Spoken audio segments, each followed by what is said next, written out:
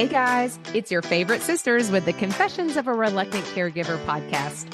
On the show, you'll hear caregivers confessing the good, the bad, and the completely unexpected.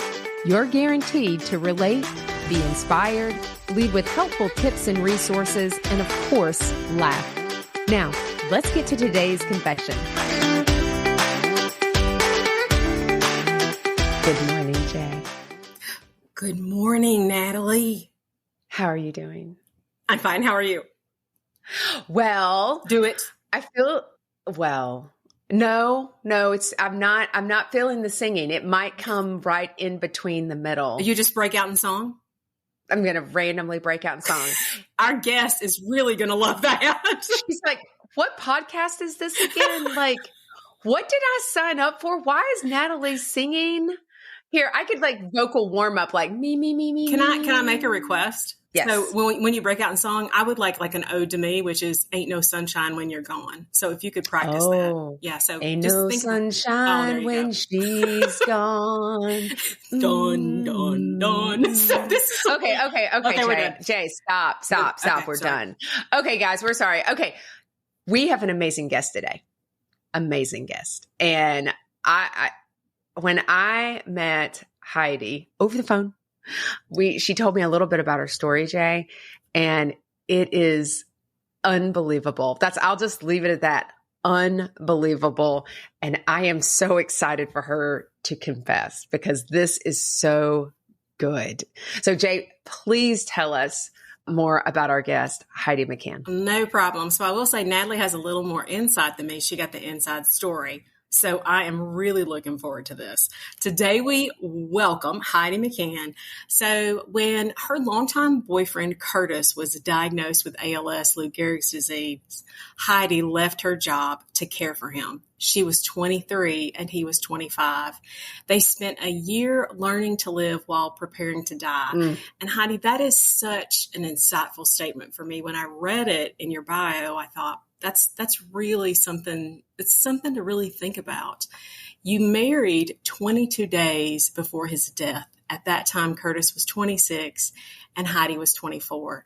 But that is not the end of Heidi's story. And that's what's so beautiful about today. Today, Heidi is a wife. She is a mother of 4. She is a writer. And her book is Whatever the Future Holds. And it's a story of love before, during, and after ALS.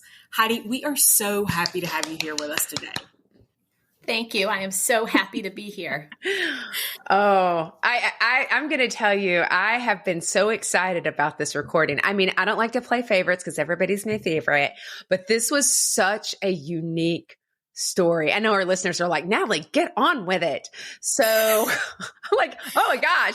So Heidi, I would say, start from the beginning, but, and so you were born, but your caregiving journey didn't start with Curtis. It started with about 50 stuffed animals. I think it was 55. Is that right? 55 stuffed animals. And so clearly this was ingrained early on. And tell us, there were some nuggets of wisdom that your mom gave you that I think prepared you and set you up for the path that you've been led on. So tell us about those 55 stuffed animals you were caring for. It started early. It did. I can envision it so clearly. I was in my home I lived in Hartford, Connecticut, and I'm a math person in addition to writing. So I remember clearly there were 55, all sorts of animals. And so when I was younger, probably around 5 or 6, I would allow them to sleep on my bed and I would sleep on the floor because these babies had to be comfortable. And I think, my memory is not totally 100% from that long ago, but I imagine this went on for quite a while. And my mother came in and whatever day and basically said, Heidi, what are you doing? You're not sleeping in your bed. You must be tired. What's going on? And I said, well, these animals, they need to sleep comfortably and there's no room for me, plus all of them. And she said, Heidi, you have to take care of yourself first to be the best caregiver you can be. And, when Kurt got sick and through some other things in my life, when I've been a caregiver, my mother's still with us. She has Parkinson's, but she's doing great. And she still reminds me of that. And I think it is so important because it is so true to really be able to care well for others. You have to be taking care of yourself. Wow. Look at that. Words of wisdom right from the get-go. Right from the get-go. Right. I will jump in and tell Heidi, just going back to the stuffed animals, because I always wanted to care as well, Heidi. However, I gave all my stuffed animals a bath. My mom seriously is still bitter about that. So we'll move on. She was not. Yeah, that was a trash bag incident. So she was I did not know, Heidi, I did not know JJ gave our stuffed animals a bath. Yeah, it was bad. So I will toss that in there. So yeah, I'm glad your mom was a super sweet. My mom was like, the stuffed animals don't need a bath. So because they never fully dry. No, they did not make it through the bath. Those are some nasty stuffed animals. So, well, so fast forward, you grew up, in Connecticut and went to college and you met Kurt at some point. Tell us, let's fast forward. Let's fast forward a little. Sure. I'll actually back up just a tad. So Kurt and I met when I was 15 and he was 17. So we knew each other for a very long time before he got sick. I grew up in Hartford, Connecticut. Curtis was from the Northeast Kingdom in Vermont. And my grandfather was born up there. And as a result, my parents had a cottage and my mom was a teacher. So we would spend our summers up in the Northeast Kingdom. So we met that first summer when I was 15 and he was 17, we dated, and then we dated on and off. And one of the reasons I chose to go to college in Vermont was to be close to Kurt. And we started dating my junior year of college. Oh my God, I felt like summer lovin' over here. Like summer lovin' had me a blast. Oh no, there's the song summer today. Lovin' happened so. I'm sorry. I love this. I love that you all, I forgot that. I apologize for that. I love that. It sounds like this whole like romantic, like I feel like, I can't remember the guy who writes all the love letter and all that stuff. Whatever his name is. I felt like it's that. And I love a lot of teenage drama. A lot of teenage drama. Absolutely. Okay, keep going. So yeah, he had other girlfriends. I had some interests, but he was always my love. I mean, he was my first love. So after I graduated from school, he had a job in Essex Junction, which is right outside of Burlington, Vermont, and we decided to move in together. Yeah. So we were living together for a full year, and then he started to not feel well. And, little things in hindsight that escalated really, really quickly. Meaning he worked construction on his days off from where he worked in Burlington. And so literally one day, he went to step up a step with a concrete form on his shoulder and couldn't lift a leg. And then another day he tripped, walking out of the general store with a coffee in hand. So anyway, it took a couple of months to figure out what was going on. Yeah. And and when he was diagnosed, he had a very progressive form of ALS. In his case, it was familial, meaning genetic, and he was given 6 to 12 months to live. And that was, just unbelievable, quite frankly. As me being who I am, I was okay once we knew what it was. Those months of not understanding were super difficult, right? For everybody involved. But once we knew what it was like, okay, let's make a plan. What are we going to do? And unfortunately with ALS, at least as quickly as his progressed, there weren't any plans. You just had to live day by day. But we did move out of our apartment in New Haven, Vermont, which is just north of Middlebury, Vermont, and moved to his hometown of Danville, which is in the Northeast Kingdom, so in the middle of nowhere. And, people have asked me over the years, why? He was your boyfriend. Why did you do this? There was never a question. I never thought about it. I loved him. That's what you do, or at least that's how I felt. And then, there was that beginning time, there was a lot of anger, a lot of confusion. And then there was a turning point where he really was like, okay, this is the hand I was dealt. I'm going to make the most of it. And we became very spiritual and spent time with people from all over the town. A friend of his wife would do healing circles where we would, have people just come to our home and send positive energy to Curtis. And that was really the time when things became beautiful. Mm. Mm. No, I love that. First of all, it was never a question for you. And I think that's so important to never, as a caregiver, to never say, I can only care for a family member. And that we've talked to so many people who've said, I decided to care for a neighbor. It was a coworker. It was this. And that while this was, this is a partner and, you're in a relationship where this is, a husband of that sort of generality, but it doesn't have to be that sort of legal tie, I think is how we look at it. Caregivers come in all different shapes and forms and fashions, but it's interesting because you were like, tell me about your career where were you guys? He was working. What were you doing? Yeah. What were you doing? Great question. So I went to Middlebury College in Middlebury, Vermont, and right before I graduated, they offered me a job in their development office, which is essentially fundraising, for the lack of a better description, but it's really relationship building. Yeah. And they offered me that job because I had worked on the senior gift.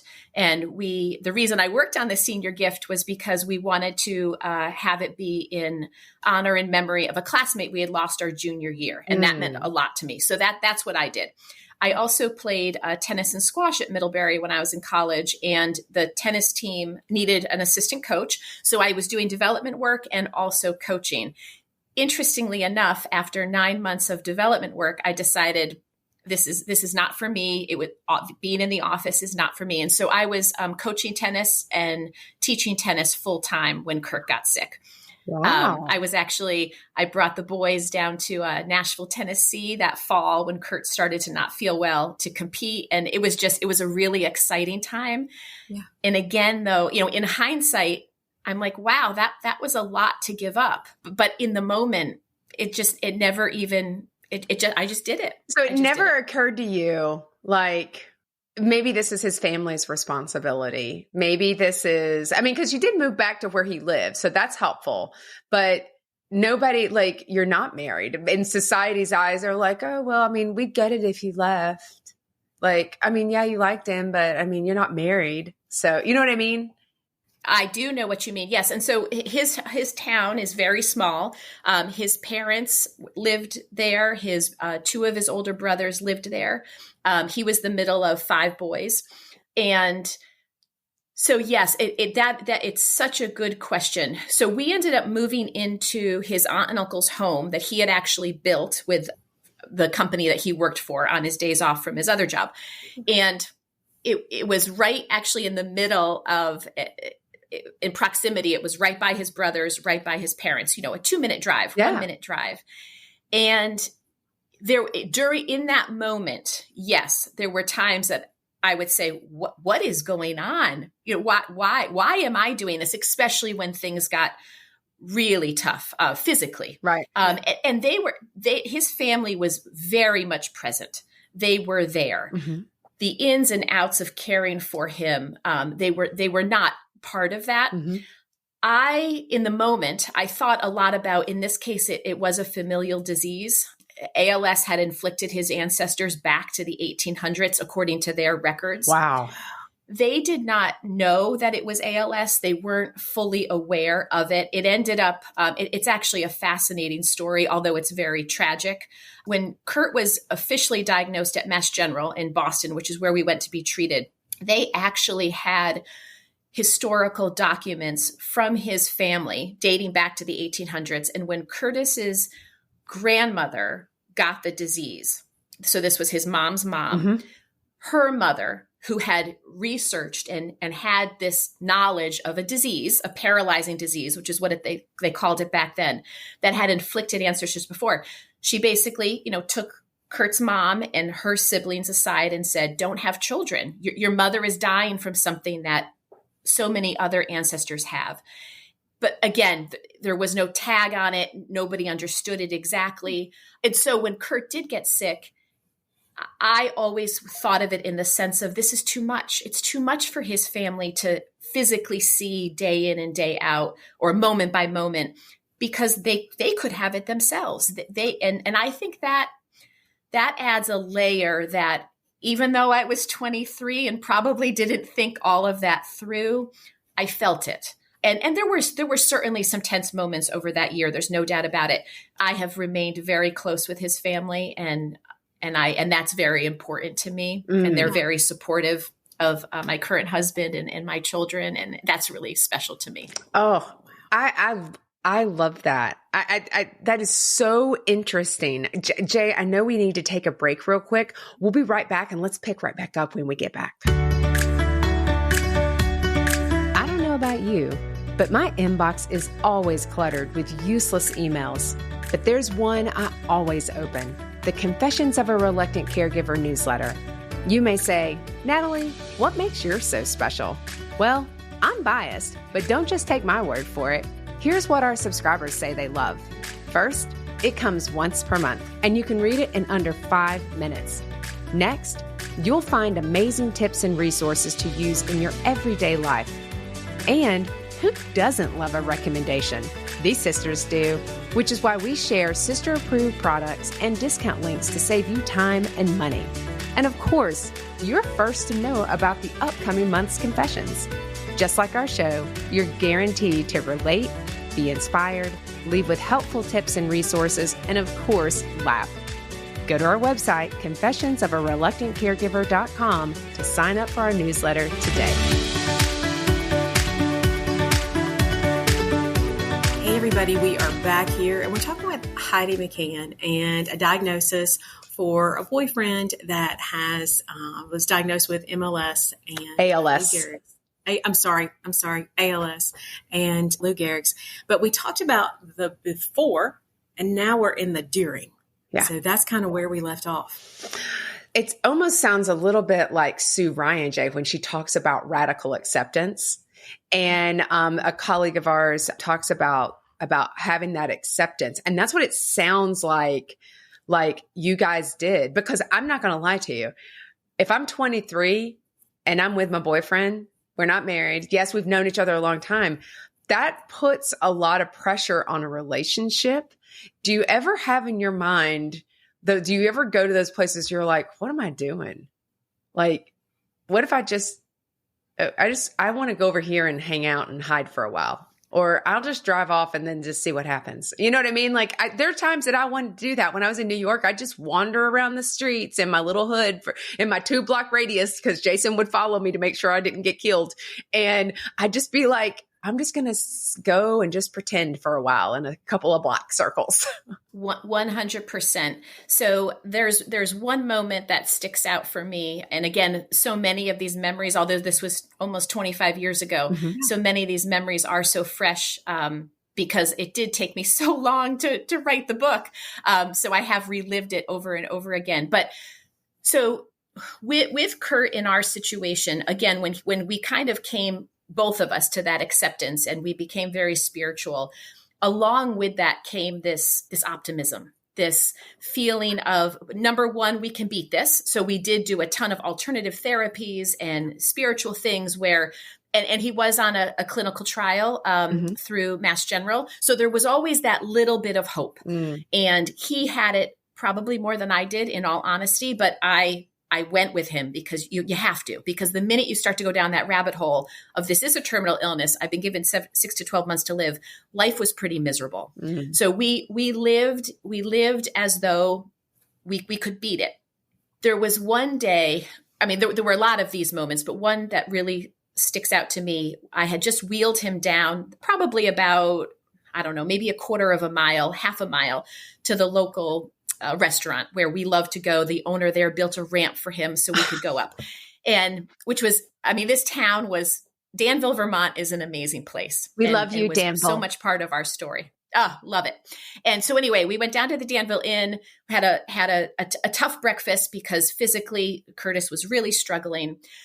Wheeled him back and I had to wheel him backwards in the wheelchair because I didn't have the strength to wheel him forward. So I would have to take the brakes off, tip him backwards and go. And so afterwards he ended up, I wasn't watching. I didn't put those non-tipping, things back in. And he ended up tipping backwards and hitting his head. And the whole thing was awful. And so then he was in a super bad mood, understandably. So was I. And so long story short, we got into an argument and he just said, leave, go. I want to be alone. And at that point in time, he was on an external respiratory aid that had a mask over his nose and then a tube. And the tube would always pop off. And if it popped off and no one was there, he wouldn't get his air and he would die. And so I said, Curtis, I can't go anywhere. And he finally said, I just need you to leave. So I left and I went to another couple of miles up the road to where my parents' family cottage is. And I played tennis and I went water skiing. And the freedom of those hour or two, I'd been caring for Curtis for about 6-8 months at the time, maybe 7, to all of a sudden not be caring for somebody every moment. And I thought, I'm going to leave. I'm going to go back and I'm going to tell Kurt, I can't do this anymore. And I went back, and I think that was the first time we were away from each other for a couple of hours since he was diagnosed. And he just looked at me and he said, I can't do this without you. And I said, well, I can't do this without you. And I'm afraid to lose you. And I think it'll be easier if I go now. Oh, and it was a big moment. And of course, I did say we can't be negative. We can't get angry at each other, because if that's the way it's going to go, then I will leave, because that's not what we're here for. We're here to be living, learning to live while we're preparing to die. So that, and there were moments, and it was always when we were angry and tired and frustrated and all of those terrible things that you experience when you're living with an illness. Heidi, do you think at that moment and looking back, you would have raised your hand and said, hey, I need for you guys, a family member, a friend, someone in town to say, can you come over here? I need you for 4 hours or 2 hours, or I just need to go play a game of tennis. Would that have changed a lot of that scenario, a lot of those dynamics for you? Yes. And we were these were the important pieces. And this is definitely something that I would encourage any and everybody to look for and to ask for and to demand, really. Yeah. Because there are always people around looking to help. So we had a neighbor, Michelle, who was a godsend, and she would come over and clean. And she would say, and she would hang out and talk with us while she was doing that. Because again, with ALS, you're constantly, I was physically caring for him for the majority of the disease. So you couldn't just sit there and clean, because you'd have to watch him. And so things like that. I always had somebody for about 1 hour a day, maybe 45 minutes, so that I could get out and move. Exercise is extremely important to me. It has always been since I was little, and it continues to be now that I'm almost, 50. It's super important. And I knew, in terms of going back to that thought of I have to take care of myself to be able to take care of you, if I didn't get that almost hour of movement, I was a very different person, and my mental state was very different. So I did. And there were people that would come for that time. And that made a big, big difference. So we've kind of transitioned here where you all have had a talk, and you're like, he says he can't do it without you. And you're like, I'm afraid. I think you've really addressed some significant issues. There's a moment where what leads up to you saying, you both deciding you're going to get married. Let's get married. Let's do this. Let's do it. Let's do it. Why then? Let's do it. You know what I mean? Like, why then? Why not? Like, and I say, why not? Yeah. Honestly. That's exactly right. So before Kurt got sick, I was talking marriage. Again, my 55 stuffed animals, I always wanted children. I wanted a family. Education, super important to me. A career of some sort, always super important. But the core of me wanted a family, and I loved Curtis Vance. So getting married was on my docket. It was something I really wanted to do. It was the plan. We got to do the plan. So, even after he got sick, I would bring it up. Not all the time, but some of it was legality. There were a lot of things going on, especially with ALS. He at the very beginning chose that he did not, he wrote a living will saying he didn't want a feeding tube, and he didn't want a trach, which can extend someone's life with ALS. And then it was kind of like, okay, well, what right do I have? all those sorts of things. So we ended up taking care of the legality in terms of I became power of attorney, all of that. So that wasn't the reason, because although we were young, we realized how to do all of that legally. So the real thing was, in October of 1999, he ended, and this was now almost a year from when he was diagnosed, and he was having trouble swallowing and eating and drinking, quite frankly. And so although he had always said no feeding tube, no trach, we went down to Mass General on our monthly visit, and I loved the people there, still love them, keep in touch with some of them. And essentially they said, listen, a feeding tube is really a good idea. And Kurt said, okay, but I don't want the trach. And so they said, well, it's better to die of respiratory distress than dehydration and malnutrition. So he chose the feeding tube, but he chose it very late in the disease, if you compare it to when others would. And he could not be fully sedated for that surgery. And he wanted me in there for it. And so I was in there for it. And at one moment in time, they basically pushed me out because they were going to lose him. And he almost died 3 times when he got that feeding tube. And when he came out, he was basically like, we're doing this. We're getting married.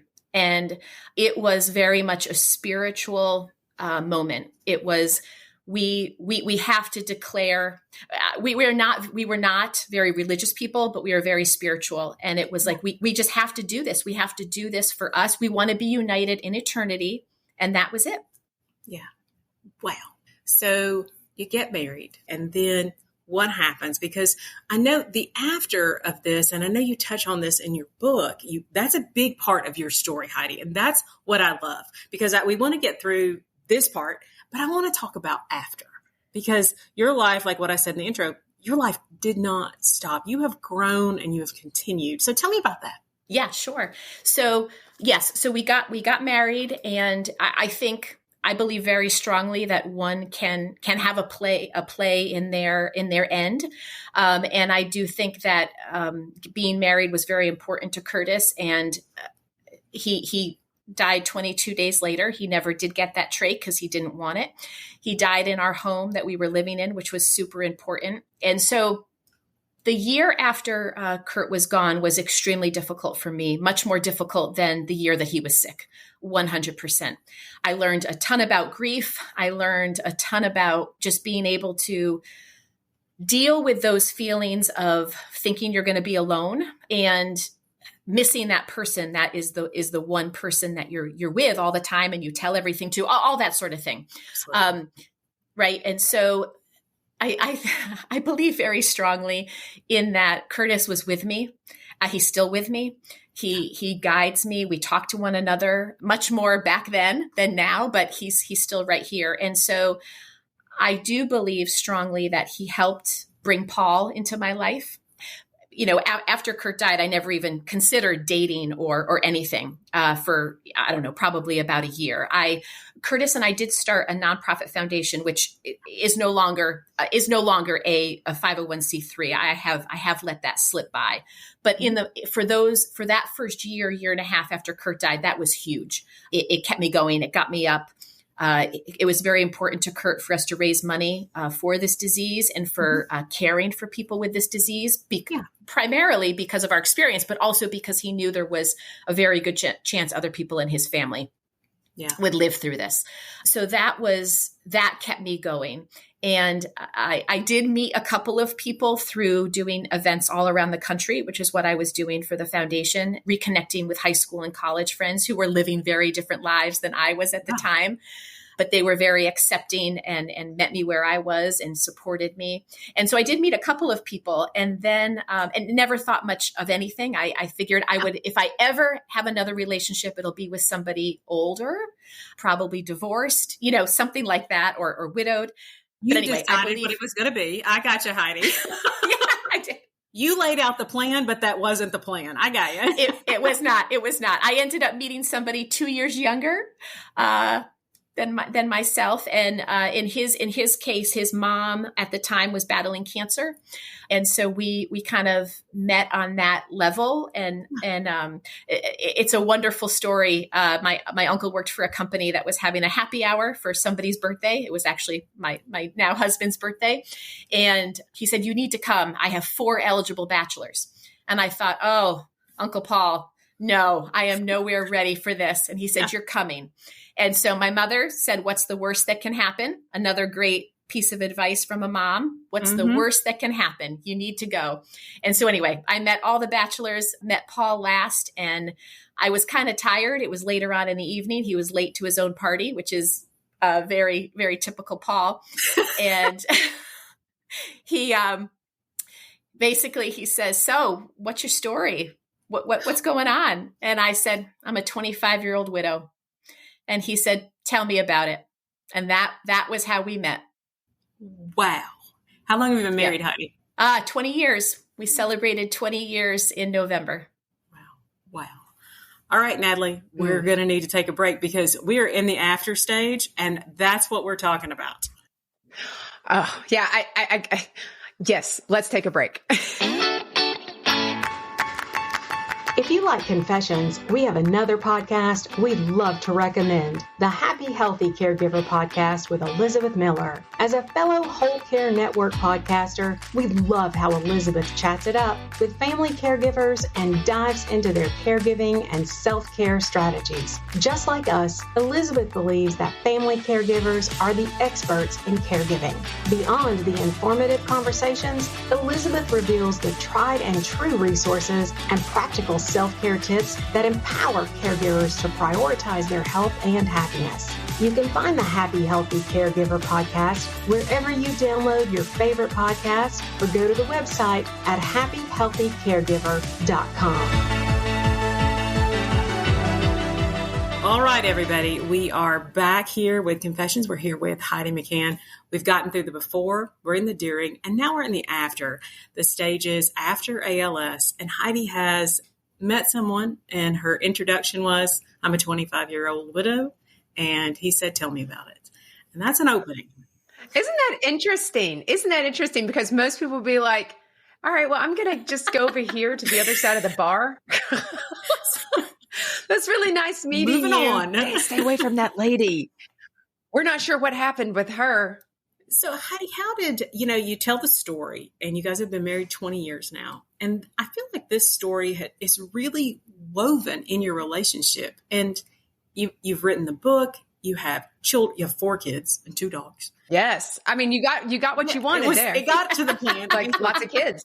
It's woven in your life. And tell me about what caregiving did for you that year.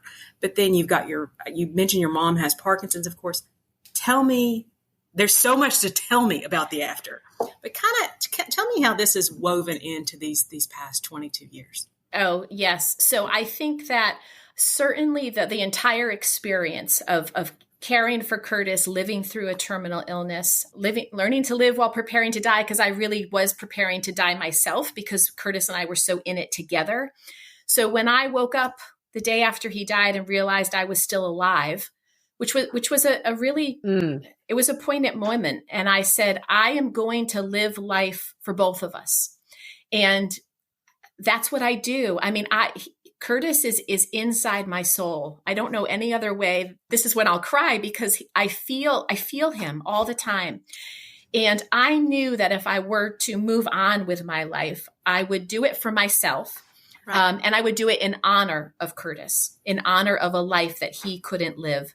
And I was very clear about that with Paul. There was never, when we first started dating, hours and hours and hours of conversations, and I would tell him my story. And then we certainly shifted, and that was over. I was able to get that done. And now we were going to start our own life. Right. But that caregiving, I take care of Paul as many wives may take care of their husbands, and he takes care of me. I think what I learned from my experience with Curtis, the way that I cared for him and kept him alive physically, Paul keeps me alive emotionally. And I wouldn't have recognized that if I hadn't gone through what I went through with Curtis. And I don't think I would have looked for somebody or settled down with somebody who could do that for me if I hadn't experienced what I had experienced.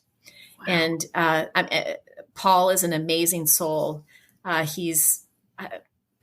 don't know what else to say beyond that. He understands me.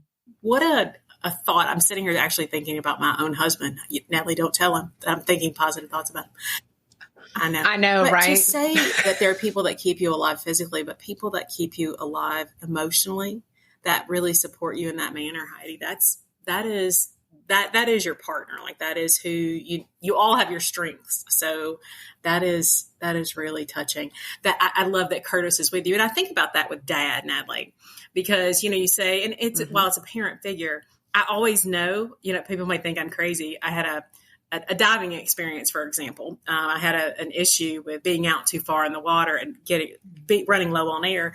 And my husband was with me, and it was a little treacherous situation. But I will say that the only person that I was talking to at that moment, because I was really a little fearful for my life. I am a little dramatic. I was like, I think this is it, Lord. But Dexter said, you know what you did? And I said, what? And he said, you were talking to your dad, like, Dad, if you could just help me. And I think about that now, and I was like, why was I talking to Dad? But I feel like he's always there with me. So that's kind of somebody that impacts your life like that. I love that he's in your soul like that. So you've got 4 kids, 2 dogs. Your mom has told you that caregivers need to take care of themselves so they can take care of others. Can you tell me a little bit about where you are with your mom right now? Yes. So my mom is 10 years into Parkinson's, and she is physically, she is 100% mobile. So she is, needs some help with, putting earrings on or buttoning a shirt, stuff like that. Yeah. But she lives in Florida the majority of the time, and in Vermont. And also they built an in-law suite off the back of our house here in Simsbury, Connecticut. And that is something that came about because of my experience with Curtis. So when my mom was first diagnosed, and then a couple years later, when they were retiring and they were living in downtown Hartford and wanted to move out of there. And so we had a discussion. We had many discussions. And I essentially said, you need to plan now. You don't want to be scrambling. That's with a physical illness. That is one of the things, if anything, I learned, if you can set things up now. So they ended up knowing they're very privileged. They're very fortunate to have these homes. And they said, but let's create a space that is 100% handicap accessible, right, should she need it. Because I said, Mom, I will care for you when the time comes. But I have 4 kids and 2 dogs right now. And so if you can be in where I am, because I don't think I can go to where you would be. And that's why they built the space. And thankfully, it's not needed. She doesn't need a 100 full-time caregiver at this point, right, but it's set up for it. I think I'm always like talking now because I have all these questions for Heidi. So I do have one question, and then I'm going to stop talking, Nellie. So here's my question. So you have siblings. I know you have 2 sisters. I kind of know the answer to this. You said, Mom, I'll take care of you. Did everybody else say, absolutely, Heidi, you can have her? Did they just push you forward? Like, go, Heidi, go, Heidi. I'm always curious about that. How did that work out? I think it was expected. I'm the middle girl of three girls. And, I hear middles are the best. Yes. We all bring something to the table, right? We all do. Yes. And I think that what I bring to the table in terms of my original family unit is, I'm the mediator, I'm the peacekeeper, I'm the doer. So I think it wasn't an issue. It was just like, yes, you will. That makes sense. And my older sister very well may be somebody who physically, she cared for my grandmother when my grandmother was, she lived a very long life till she was 91, needed some help the last few years. And she lived with my parents, but my sister is the one who cared for her. So I do see my older sister taking part, but not living with my parents. Yeah. Isn't that interesting? It's, and we all have our jobs. You know what I mean? Like we have our duties, like we know our skill set, we know where we lean in and that sort of thing. And so it's always interesting to be like, oh, of course. And the Schlessel sisters, they're some of our favorite. They're just a touch younger than us by 10 or 20. And, but those sisters or 20 and like, whatever. And, but those sisters are also caring for their brother who's is disabled, and then also thinking about their mom, the conversations that we have, like they're like, and you have just been in this place where you care because the reality is that, you've had this lived experience and it's just carried over and over and over. Yeah. Yeah. So Jay, I don't mind to tell everybody my power went out. And so my power went out and it clicked. And so my timer stopped over again. And I want to make sure that we're not over, Jay, on sister questions. 40 minutes, Natalie. So we will jump into it. But if everybody was curious about why I got to talk today, it was Natalie lost power. It was I lost power. And so everybody's welcome. So now you got to know what JJ sounds like. But okay, so let's do sister questions. And Jay, if you'll just make sure, keep an eye on it for our friends. Like we try to do it around 45 minutes, but don't worry, we'll be back after the confession. So we'll have more to share because there's more with Heidi that I know that I want to ask about. So okay, Jay, what's your sister question? So I had so many and now I'm like, okay, I just went ahead and jumped in there and asked them. I know, right? Let me think. I think go tipsy. Oh, tipsy's good. Yeah, so go tipsy. Tip that you would give someone that's you talked about planning for the house now with your mom, but tips that you would give someone that are, especially a younger mind. Yeah. Tips that you would give someone going into a journey like this, Heidi. Yeah. So I think that make a list. Make a list of what you need in any given moment. And that list is going to change daily or weekly or monthly, whatever your situation, because people are always going to say to you, what can I do? And you never have an answer. And in my experience, it's the people that just do things that end up being the ones that are the helpers, because you as a caregiver don't have the time or the energy or whatever to do it. If you make a list, though, if you really think about it, like what do I need? I think that because people want to help. Yeah. They want to help. So I would, now, have I done that later on in my life? No. But I think do that with your kids, Heidi. Make a list. Do the laundry. That's still a good idea. Well, I am very proud to say 4 kids, 8 3/4 spread between eldest and youngest. I will say my children all do their laundry once they hit 5th grade. They do their own laundry and they make their own lunches from 6th grade on, because it's the only way it works. Are they for rent? Could we borrow those kids?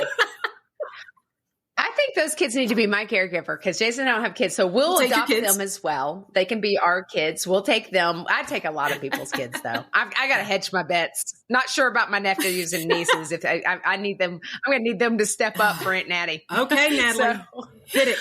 Your question. All right. So here's my question. And this is always the favorite. And then we'll go back into after confessions because there's more to talk about. But what is your favorite guilty pleasure?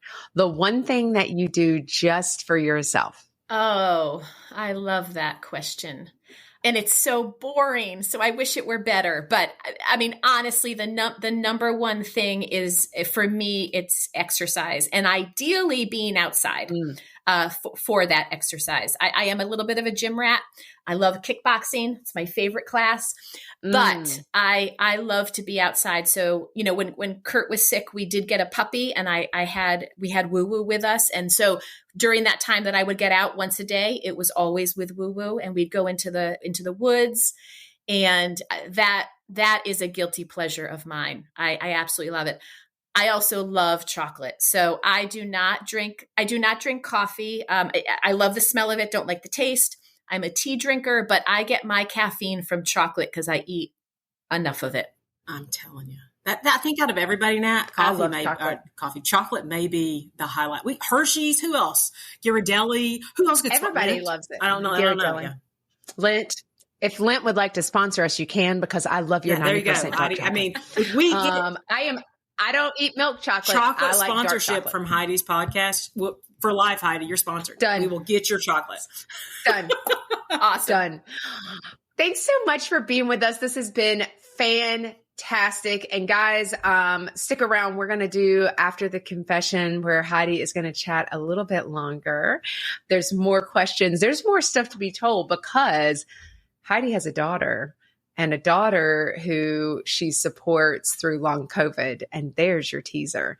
So guys, thanks so much for being with us. Heidi, thanks for being with us. We will make sure the book and all your contacts are in the show notes. And we will see you next time when we confess again. Bye-bye.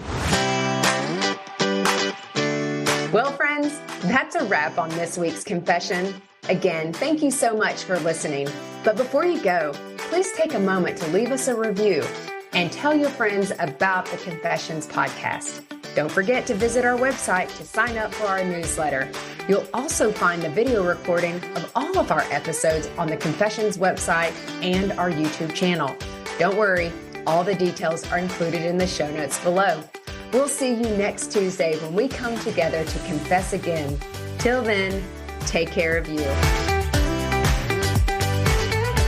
Okay, let's talk disclaimers. You may be surprised to find out, but we are not medical professionals and are not providing any medical advice.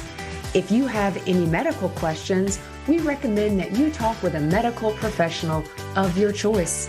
As always, my sisters and I at Confessions of a Reluctant Caregiver have taken care in selecting the speakers, but the opinions of our speakers are theirs alone.